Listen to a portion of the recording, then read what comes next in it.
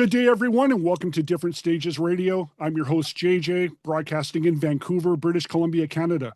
And my guests today are from Portland, Oregon, hard rockers Stainless, who are about to release their debut full-length album, Lady of Lust and Steel, on March the 20th on High Roller Records.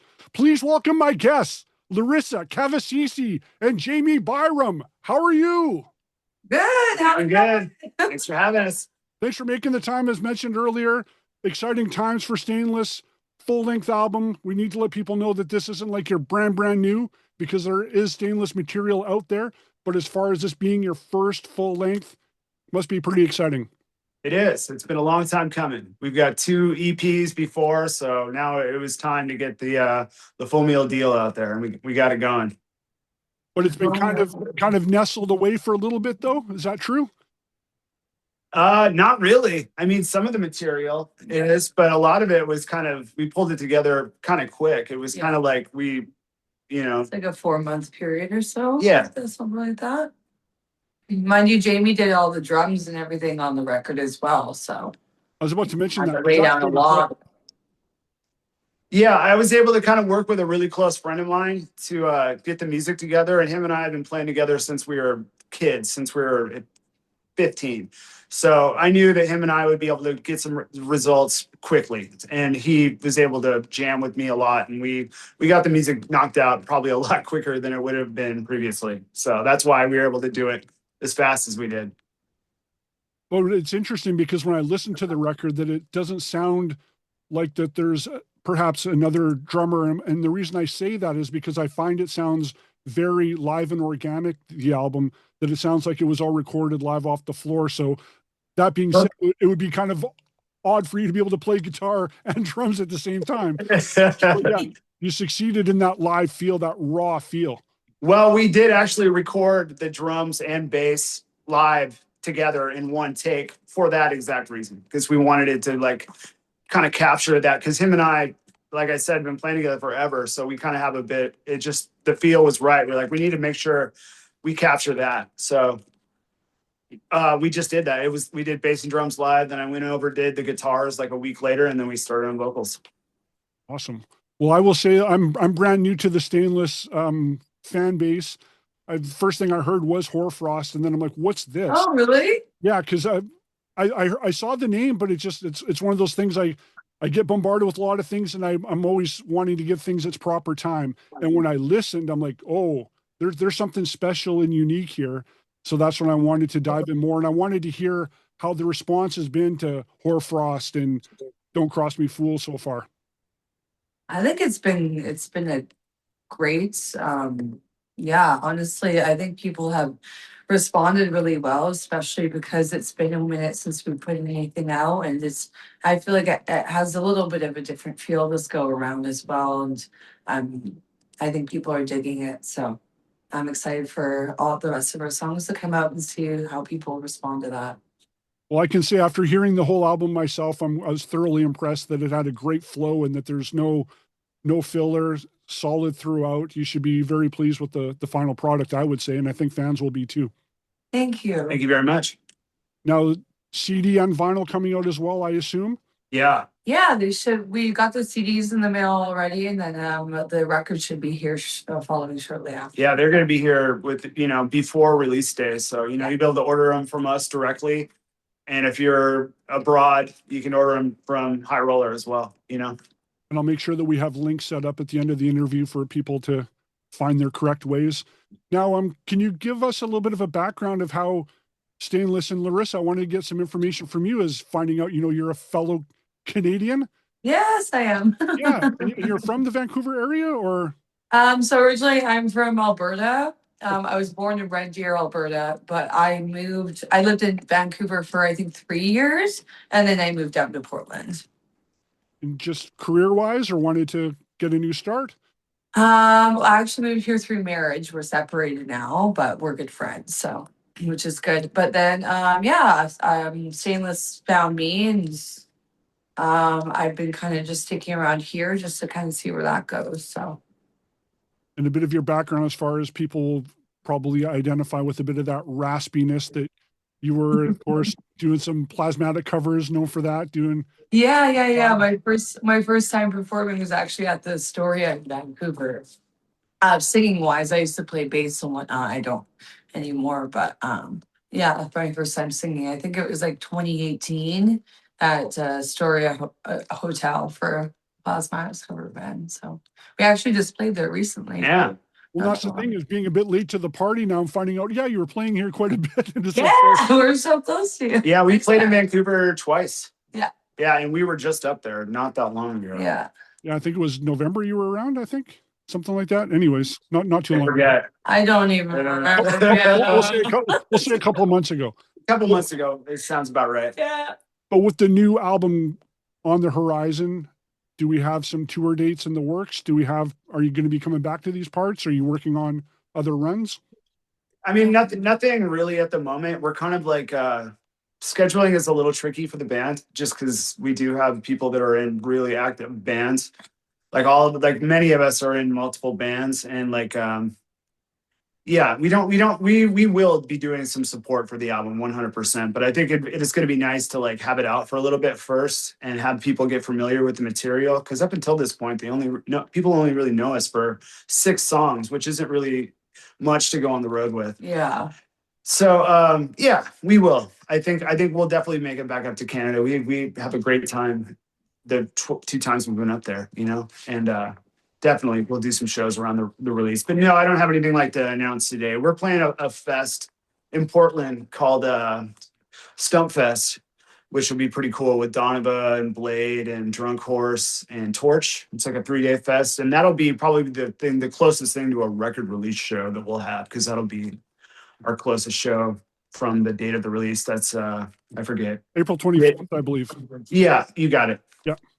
So I mean, I think within within the next month, I'm sure I'll have some more dates kind of in the works happening that will be getting announced, but I just don't have anything to like announce today. And now you mentioned with other people being involved with other bands and yourself, I wanted to ask you, like, some people may remember or may not remember Black Breath. Yeah. So is that there's 2 guys from Black Breath in the band, actually. Yeah. So Yeah. what's going on there? Is that just kind of how it became? I mean, it was like Black Breath, for a while we were a really busy band. We were doing a lot of shows a year, putting out records, and we kind of like maybe got a little burned after just like 10 years of grinding, and or something like that. If it was about 10 years, I mean, maybe 6 of those were like really pretty busy. And then it was kind of maybe overdid a little bit. I moved away to Portland in I think 2016 or something like that, 2017. And then our bass player passed away, and like things were already kind of out on the outs, and then that happened, and then that was kind of like, well, we're not even thinking about booking shows. And there was the pandemic. It was just like a lot of different events. We never broke up, but we just kind of stopped playing. But coincidentally, we are playing again. We're playing at Northwest Terror Fest in like 3 months or something like that. So Amazing. Yeah. That's hilarious. But yeah, Eric, also the guitarist, like Stainless has always been a 1 guitar band, and it was just me in the studio. But I always been like, if we ever going to get 2 guitars, I'll get Eric from Black Breath, because him and he's such a great player, and we have chemistry. And now he's a 2nd guitar player. He's also in Christian Mistress, who he was just in Europe with. Yeah, is he back now? I think so. If not, he'll be back soon. And then Charlie, our drummer, he's on tour right now with Incantation. Yeah. So, and he plays for, he does studio work in Portland. He plays for multiple bands, and he's a full-time drummer. Oh. So, there's just a bit of like I said, we have to kind of be like, we have to plan things out pretty far in advance to do even band practice and stuff like that. Yeah. And it's not like we're all just in town, like, hey, you want to get together and jam? It's not quite that easy. But luckily we have a new record out, and we can kind of, chill on that for a bit. We don't need to have weekly. I mean, it'd be nice to play. We're all friends and it's fun, but everyone's pretty busy right now. Well, then it seems to make a bit more sense now that why you ended up playing drums on the album, essentially, because just the scheduling issues. Well, it was a couple things. It was kind of like, we had a different lineup right at the beginning of the making of the record, which just didn't pan out. We ended up basically splitting the band in half. Yeah. And I knew that it was going to take a while to find a new lineup, and we'd already had the deal set with High Roller for the record, and I was like, it was a long time coming. I just was like, why wait? Like, I'll just do it. Like, I got the material. Like, I know that if I set an insane goal for myself, I'll be crazy enough to pull it off. And we did. And I was like, let's just make this album happen. I'm going to book time. We'll do it. Like, we might have even already had it booked, but it was like, or at least started the talks of like when we were going to get in the studio. But yeah, basically like a 4-month period. And it was just like, what do I got? Let's see how this material I started going through my phone. I'm like, I got all these demos. I got all these riffs. I'm like, okay, I got about 18 ideas. Let me break it all down. And it was just, yeah, a lot of work, but it was able, because it was just basically me and Cliff doing the music. We were able to do it quick, you know. Like, if we would have waited until we didn't find Charlie until the record, we had started recording the album, you know, and it would have probably been another 6 months before we even been ready to, if we would have had songs, you know, the record would have been delayed another year at least. So there was no point. We figured we can do both. We can find a new lineup and get a new record out in the same time, and then hopefully the next album will be this band, you know? Yeah. You stepped up and took one for the team. Yeah. Yeah, big time. Yeah. I mean, it was a lot of work. I mean, I feel like I wanted to make sure the drums were going to be like solid. Mhm. So I spent a lot of time, maybe more time than I would have liked, because like when it came time to do guitars, I was just like, fuck, like I am not prepared. Like I was like, yeah, I gave myself a week to kind of like dust off my guitar skills. And I was like, all right, here we go.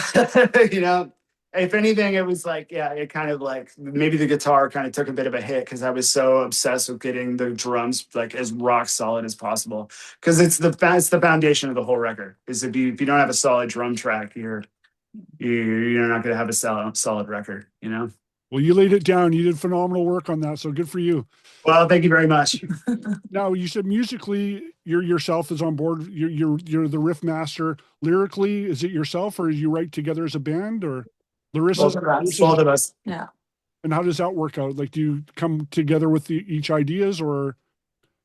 I mean, some of it was already kind of pre-written, and then it's just like the matter of customizing it to the song, really, because Jamie will have like a track written, and then have a listen to that, and then generally have it kind of laid down, but then say have to change a couple things, or say come up with a more catchy chorus or whatever. So it's just like the matter of us kind of like coming together and collaborating on how to, fit all the right pieces of the puzzle together, kind of thing. So It depends song to song, you Yeah. know. Some songs, like, it would just be like, Larissa would be like, I have all these lyrics ideas, and we'll kind of go through like, oh, that kind of would work for a song like this. Let's go with that. mhm. Some stuff, it was just like, you know, some stuff I would go away with a little bit and be like, what do you think of this? You know, it was just depending on the song, you know, like Yeah. we worked closely for all of it, but we were both contributing the source material. Obviously she contributed more of it. And then we would just kind of how you hear it on the record was kind of a collaboration between the two of us. Just keep building on that chemistry.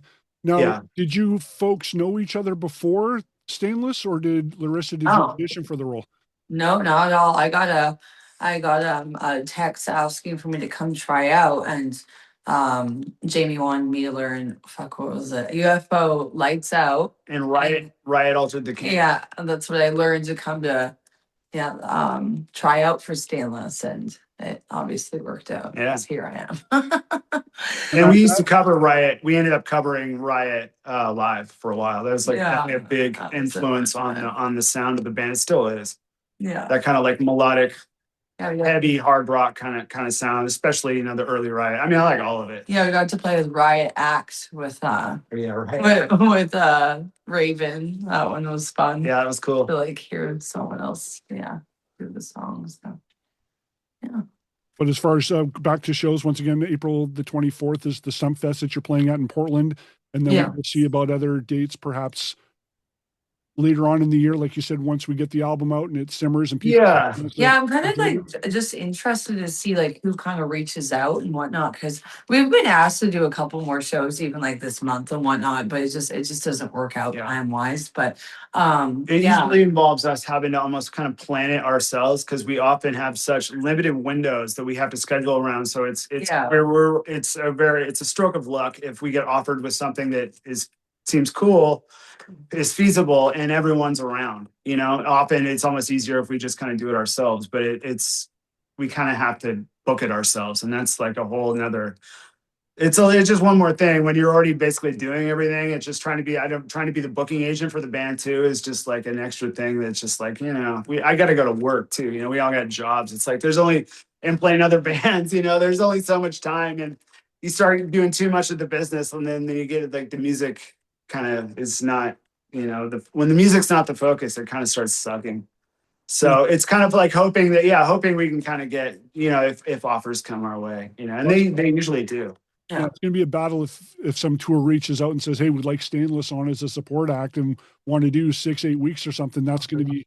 Yeah, I mean, it's just, you know, case by case, and like, you know, if it was just some insanely good offer that we couldn't, it would just be foolish to like refuse. You know, it's like will be different. there's you can always, you know, if somebody can't do it, I'd like to not go down that route, but like bands do it all the time. I'd rather just not do something as if not everyone can do it, but I've been in that position before where you're like, we should really do this. Like, this person can't do it. Who can we get to help us out? You know, there's always that, but it would have to be like kind of an insane scenario for me to want to like find a scab for a tour, you know? It's a lot of work, and it's, you know, I don't know. We'll see. You've played the game, you know.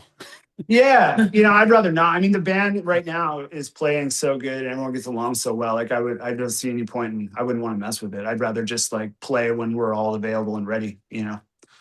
But it's hard. I feel bad because we do get people offer us stuff, and I'm like, yeah, I would love to, but we got one person that's going to be gone, and then we'll get hit up on something else. We're like, well, I would also love to do that, but now somebody else is going to be gone, or like I'm going to be gone. But anyways, Yeah.